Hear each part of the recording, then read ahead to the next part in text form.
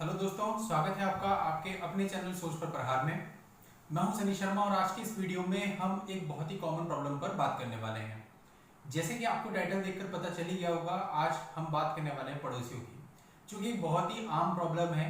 आपने देखा होगा कि यदि आपके पड़ोसी अच्छे होते हैं तो आपकी लाइफ बहुत ही स्मूथली चलती है, लेकिन यदि आपको पड़ोसी खराब मिल जाते हैं, झगड़ालू मिल जाते हैं, तो वहां पर आपका रहने का भी मन नहीं करता। और ये प्रॉब्लम अधिकतर लोगों में से सबके साथ है। तो फ्रेंड्स, आज की इस वीडियो में मैं आपको बताने वाला हूं कि यदि आपका पड़ोसी आपको अनावश्यक रूप से परेशान करता है, अनावश्यक रूप से गाली गलौज करता है, अनावश्यक रूप से धमकी देता है,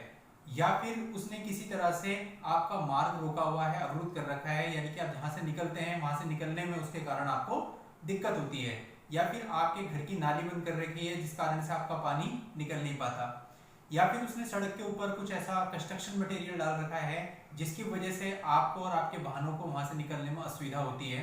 या फिर आपके पड़ोसी ने कोई पालतू जानवर पाल रखा है और वो उसे सड़क पर इस प्रकार से छोड़ देता है कि आपको भय बना रहता है, आपको दिक्कत होती है। उदाहरण के लिए किसी ने डॉग पाल रखा है, वो उस डॉग को छोड़ देता है, जब भी कोई वहां से निकलता है तब उसके पीछे भागता है, झपटने की कोशिश करता है। या फिर यदि आपके घर के आसपास कोई पब्लिक यूटिलिटी प्रॉपर्टी है, जैसे कि कोई खाली मैदान पड़ा है, कोई सरकारी जमीन पड़ी है, उस जमीन पर आपका पड़ोसी कोई ऐसा कार्य करता है, ऐसी संरचना करता है, ऐसा तंबू गाड़ता है या ऐसा पेड़ लगाता है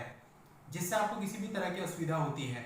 उदाहरण के लिए आपका पड़ोसी उस सरकारी जमीन के ऊपर एक पेड़ लगा देता है, और जब वो पेड़ वहां पर लगाता है उससे हवा, पानी, रोशनी आपकी जो है वो बाधित हो जाती है या फिर रुक जाती है, या उस पेड़ की वजह से आपको कोई और खतरा भी बना रहता है, जैसे कि यदि वो पेड़ गिर जाए तो आपके घर को नुकसान हो सकता है, या फिर किसी के ऊपर गिर जाए तो उसे चोट लग सकती है। इस प्रकार से वो किसी पेड़ को वहां पर लगा देता है। या आपका पड़ोसी सड़क पर दुकान खोल लेता है जिससे कि रास्ता संकरा रह जाता है, या फिर आपका पड़ोसी सड़क पर अपनी कार पार्क कर लेता है जिसकी वजह से आप प्रॉपरली अपने घर के अंदर आने और जाने में आपको दिक्कत होती है, अपने वाहनों को ले जाने में दिक्कत होती है। तो आज का ये वीडियो आपके लिए है। आज के इस वीडियो में इन सारी समस्याओं और इससे मिलती जुलती और भी जितनी समस्याएं होती हैं सबका समाधान मैं आपको बताऊंगा। तो आपसे कहना चाहूंगा कि बने रहिएगा मेरे साथ इस वीडियो में स्टार्टिंग से एंड तक। इसके बाद कोई कंफ्यूजन होती है, कोई प्रॉब्लम होती है तो आप मुझसे कमेंट सेक्शन में पूछ सकते हैं। साथ ही अपने नए व्यूअर्स को मैं कहना चाहूंगा जो पहली बार इस चैनल पर विजिट कर रहे हैं, अगर आपने अभी तक हमारे चैनल को सब्सक्राइब नहीं किया है तो सब्सक्राइब जरूर कर दें और नोटिफिकेशन आइकन पर जरूर क्लिक कर दें, ताकि जब भी मैं ऐसी कोई लीगल पोस्ट लेके आऊं उसकी जानकारी आपको सबसे पहले मिले। अब फ्रेंड्स, हम बात कर लेते हैं इन सारी प्रॉब्लम्स के समाधान की। यदि इनमें से कुछ भी या इनसे मिलता जुलता आपके साथ आपका पड़ोसी कर रहा है तो आपको करना क्या है।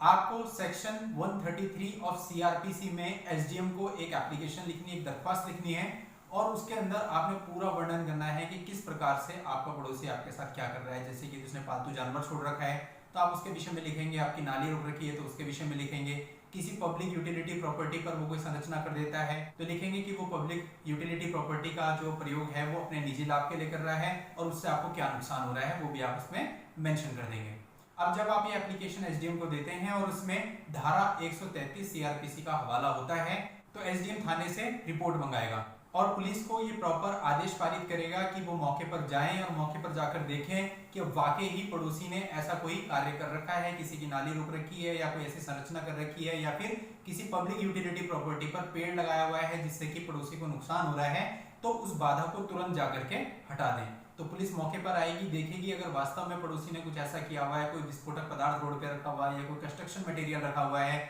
या फिर आपकी नाली रोकी हुई है, या फिर कोई पब्लिक यूटिलिटी प्रॉपर्टी का वो अपने निजी लाभ के लिए उपयोग कर रहा है, वहां पर उसने कब्जा किया हुआ है या पेड़ लगाया हुआ है जिससे आपको नुकसान हो रहा है, तो ऐसे कब्जे को जो पुलिस है वो तुरंत हटवाएगी। तो जो आपकी प्रॉब्लम है वो वहीं पे सॉल्व हो जाएगी। अब लेकिन कई बार ऐसा भी होता है कि आप वहां पर एप्लीकेशन देते हैं और इसके बावजूद एसडीएम ऐसा कोई ऑर्डर नहीं करता है, पुलिस आपके यहाँ नहीं आती है, तो अब इसका क्या समाधान होगा।